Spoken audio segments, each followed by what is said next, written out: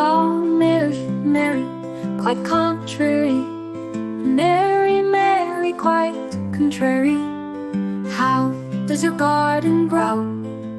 With silver bells and cockle shells and pretty maids all in a row. So what kind of flowers grow in Mistress Mary's garden? Technically, she grows a type of flower, or possibly little bells. All cool shells, shells from the sea, sometimes symbolic.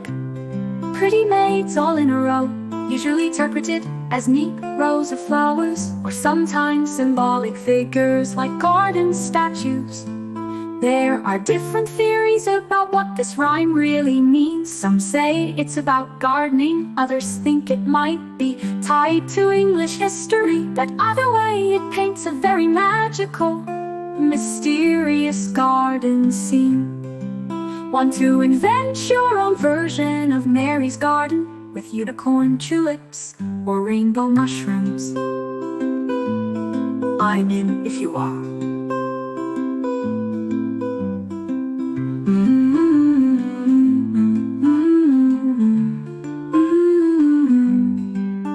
With silver bells and cockle shells and pretty maids all in a row. So what kind of flowers grow in Mistress Mary's garden?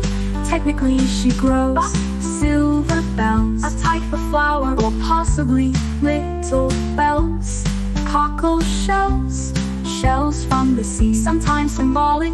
Pretty maids all in a row, usually interpreted as neat rows of flowers, or sometimes symbolics, or sometimes symbolic figures like garden statues. There are different theories about what this rhyme really means. Some say it's about gardening, others think it might be tied to English history.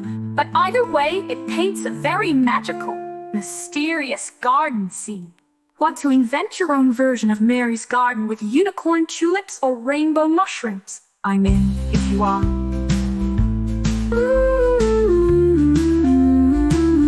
I'm in.